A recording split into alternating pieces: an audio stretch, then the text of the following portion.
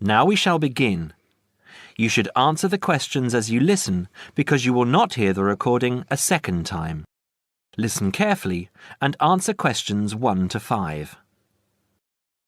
Hi Joseph, how are you today?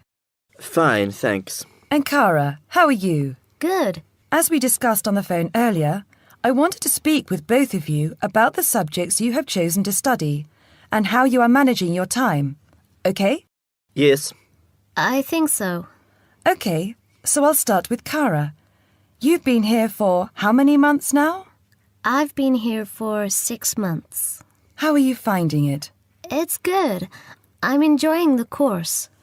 And what about life outside? Are you making friends and socializing? Not really. People here are quite closed. They don't talk to you. I see. So, what do you do after classes? I usually go home and study, and I might go out for a walk, but never really with anyone. Sometimes my roommate Louisa comes with me, but she always seems to be busy. How is this affecting your schoolwork? I don't think it is, but I miss home.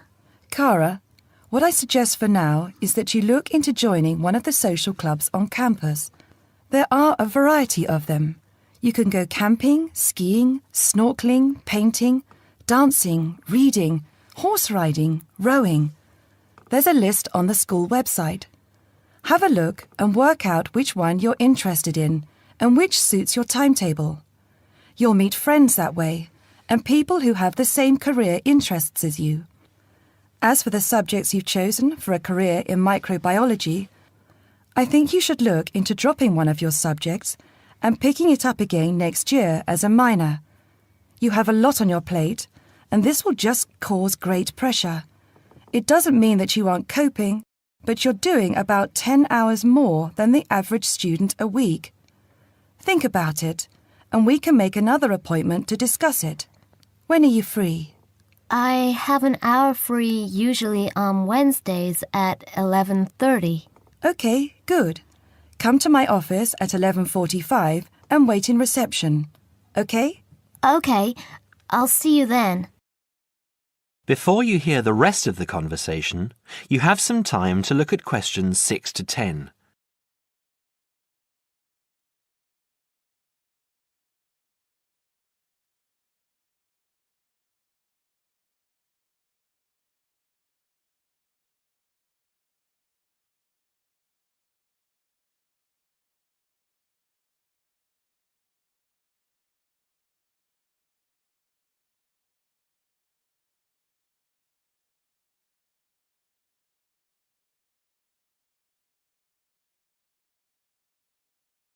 Now listen and answer questions 6 to 10. Joseph, how are you finding the university? I love it. It's very different from home. Life here is very much focused on study and also socializing through sport. People have been very friendly and curious about my culture. So, you've managed to integrate well? I think so. I've joined the rugby team, something I'd never thought I'd be interested in. And how are your studies going? I think I am doing well. I have a few assignments that need some work, but overall, I'm coping. That's good. I'm happy that you're enjoying the university, but remember, don't let your schoolwork get too far behind, because it will pile up, and before you know it, you will be late handing in work. You know that there's a penalty for handing in work late? No, I didn't. You would have been told at the start of the course, during orientation. I don't remember. You need to remember these things. They are very important. You might be an excellent student, but if you consistently hand in work late, you'll be penalised and you might end up losing your degree over it. That's a lot of years of work, okay? Yes, I'll remember that. And also remember that you have to attend 90% of your classes. So far, you have missed 5 tutorials. Be careful here. These could also cost you your degree. Is there any particular reason you missed these classes? I'd been training for our rugby match the night before and, well, we went out afterwards and I slept past my alarm clock. Joseph, I know this culture must be very different from where you come from, but please try and be a little more conservative with your time. I think maybe you should spend more time on your studies and less time on socialising. The subjects you've chosen are intensive. I want you to spend 3 hours a night studying before you decide to do anything else. I'll make an appointment to see you in a month, and we can assess your progress. I'll give you my business card. All my contact details are there. Call me in 3 weeks to organise another meeting. Do you have any questions for me? No, none. OK, I'll see you in a month. That is the end of part 1. You now have half a minute to check your answers.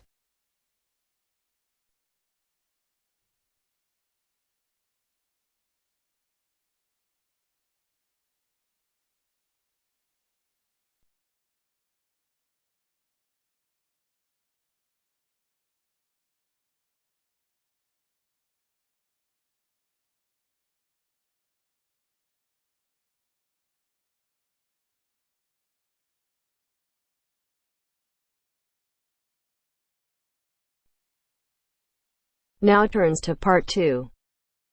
Part 2. You will hear a conversation between an IELTS candidate and an IELTS administrator. First, you have some time to look at questions 11 to 15.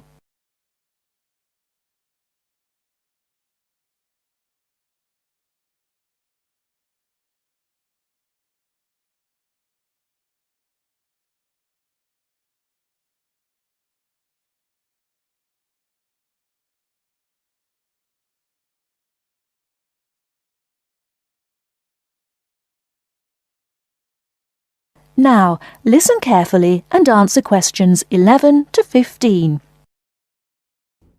Good afternoon. I'm applying for a master's program at the University of Exeter in the UK. I'm planning to register for the IELTS exam at your centre next month. I have some questions I'd like to ask you before I register, if that's okay. Certainly. Would you be taking the academic module? I think so, but I'll have to contact the university just to make sure. You'll probably need the academic because most universities don't accept the general training. And anyway, the procedures to register for the exam are the same for both the general and the academic modules. Good. My first question is whether I sit all parts of the exam on the same day. I don't live here, you see, and for me it would be more convenient to do all the papers on the same day. Unfortunately, the speaking part is scheduled for Thursdays, and reading, writing and listening tests take place on Saturdays. We can't change the days, I'm afraid. That's a pity. Well, never mind. What sort of documents do I need to bring in order to register? You'll have to fill in the IELTS application form and bring an ID, a copy of your ID, and 2 passport-size photos on a white background. Will any ID do? We only accept original passports and national IDs. That's good to know. Did you say that reading, writing and listening are scheduled for Saturday? That's right. Will I get a break in between the papers? I'm afraid there aren't any breaks between the papers. Each paper takes an hour to complete, so it's 3 hours straight through. You'll first do listening and then reading, followed by the writing test. This is a standard requirement from Cambridge. Before you hear the rest of the talk, you have some time to look at questions 16 to 20.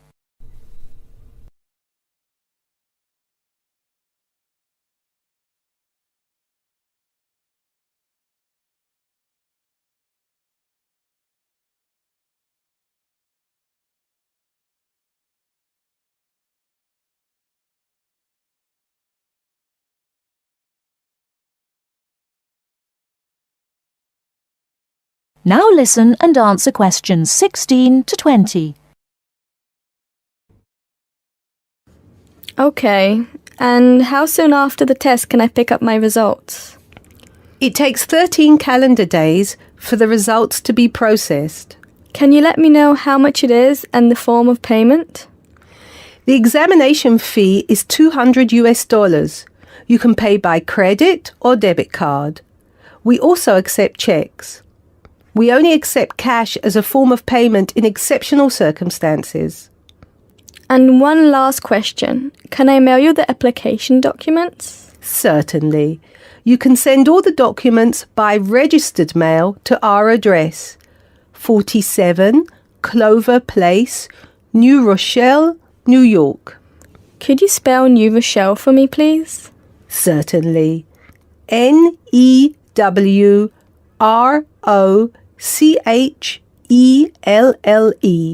Could I have the zip code as well? Sure.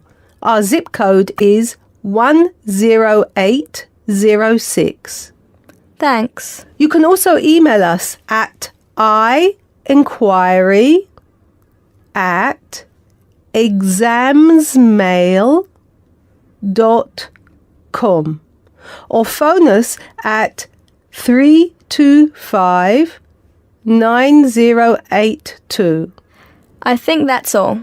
Thank you very much for all the information. Bye. You're welcome. Goodbye. That is the end of part 2.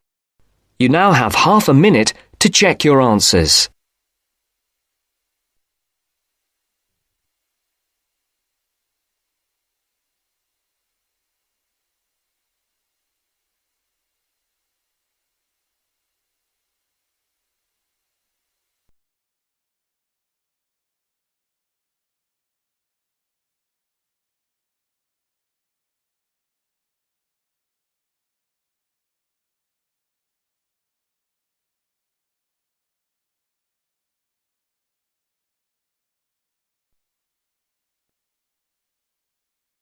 Now turns to part 3. Part 3. You are going to hear a lecture. First, you have some time to look at questions 21 to 25.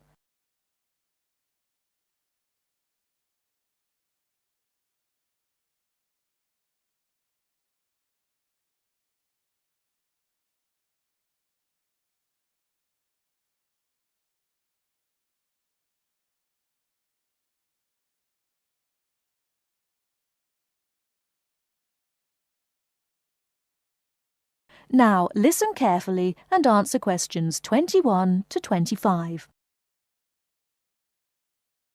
I'd like to introduce Rebecca Bramwell, an artist and illustrator who has come along today to talk to you all about getting your first job or commission as an artist.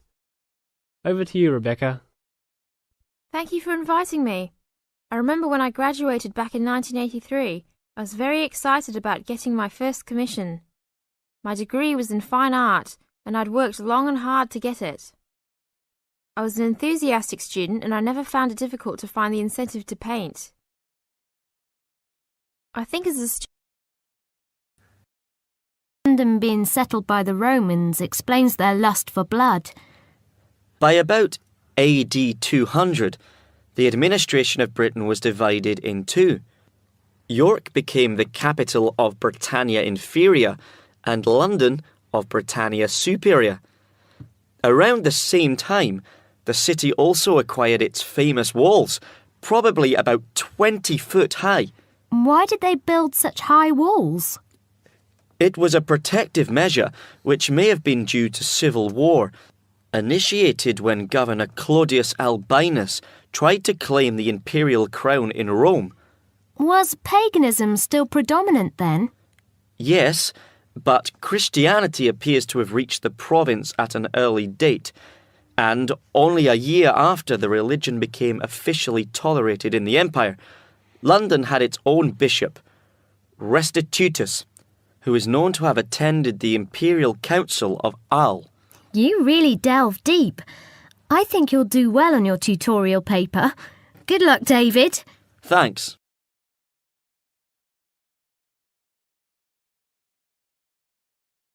Good morning all. Welcome to our regular lecture on health issues. This series of lectures is organised by the Students' Union and is part of an attempt to help you stay healthy while coping with study and social life at the same time. It's a great pleasure to welcome back Ms. Mary Kirk, who is a professional health advisor and physical education officer. Thank you, Peter, for the introduction. It's a pleasure to be back. Today we're going to discuss the benefits of exercise. University life is hectic and stressful. It also involves a lot of sedentary work, that is, sitting for many hours at a time.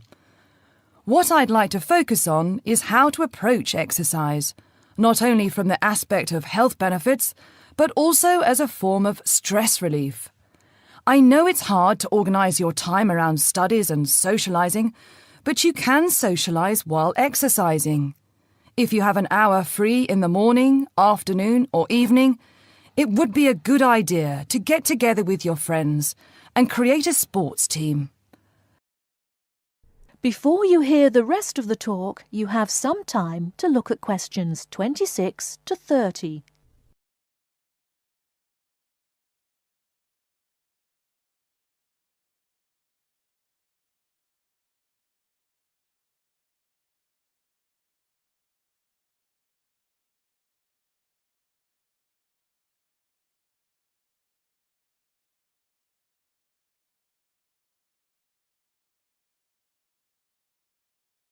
Now listen and answer questions 26 to 30. The grounds of the university are ample enough to support every student's need to become active. There are also readily available facilities at your disposal, such as a football field, tennis and badminton courts. There's also a swimming centre, and within that building is a gymnasium, with a variety of programs such as aerobics and weight training. If the idea of attending one of these facilities seems daunting, then you can walk along the river. Oh, and that reminds me, the university also offers rowing. If there is a sport that you're interested in that's not on offer, you can approach either your student union representative or speak with Sports Administration Manager, Mr. Lawrence Cavendish. Now, I want to talk about why exercise is beneficial, physically and emotionally. The obvious results are physical.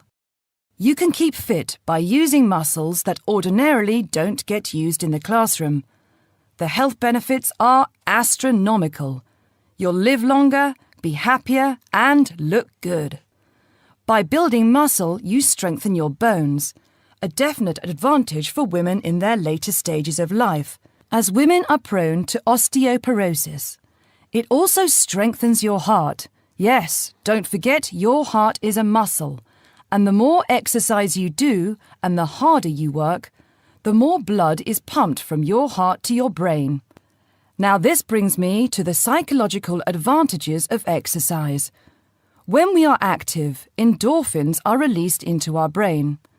An endorphin is a chemical that is released when your heart rate is pumping beyond its normal capacity. It's the same as adrenaline.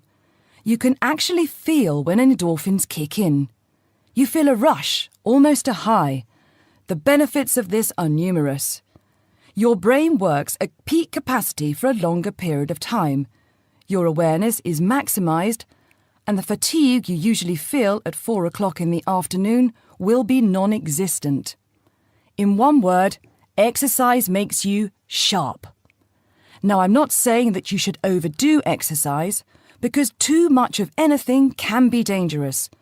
But if you think about your daily routine, you spend about 6 hours a day in lectures and another 2 or more hours studying. That's a long time to be sitting. And that is a long time for your body not to be moving around. So try and find at least 1 hour a day to get some exercise. If you can't fit in 1 hour a day, try 1 hour every second day or half an hour a day. You will see rewards instantly. You'll feel great and look great. This I can promise you. That is the end of part 3. You now have half a minute to check your answers.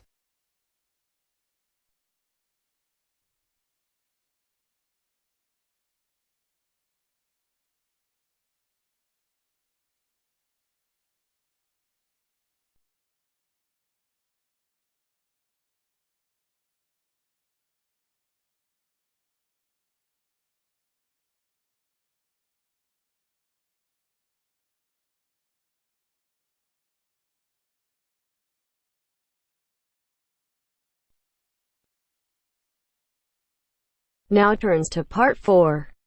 Part 4. I've asked you here just to remind you about this Friday's field trip. First, you have some time to look at questions 31 to 40.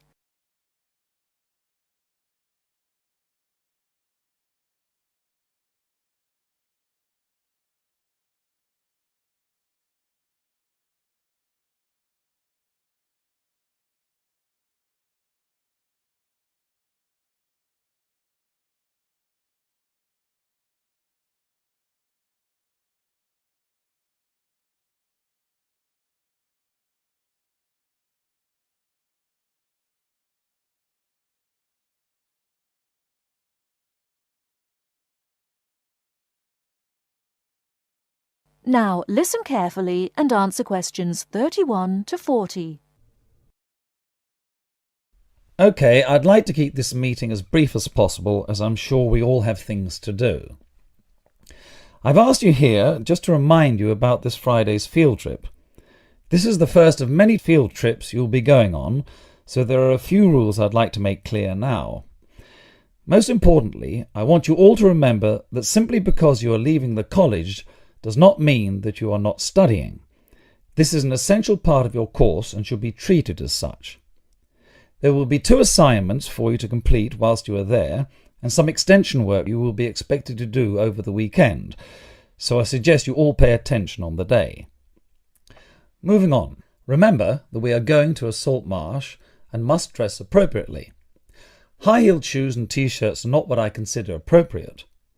You need good footwear, preferably boots, and you should bring a waterproof jacket as the weather is unpredictable. It would also be a good idea to bring a change of clothes. There is a chance you will get wet, and a 3-hour return journey in damp clothes is nobody's idea of fun. We will be on the marsh from about 10 o'clock to about 4, so you'll be given a light lunch. However, if you want to bring any snacks with you, then please feel free to do so, although we will be stopping for dinner on the way home. Now, this is the 4th time the college has been to Park Drive Saltmarsh, and so far we have never lost a student. However, remember that there are 28 people going, and if you are late, you will be keeping myself and your colleagues waiting, and at that time in the morning you will not find me very forgiving. Please try to arrive a few minutes before 7.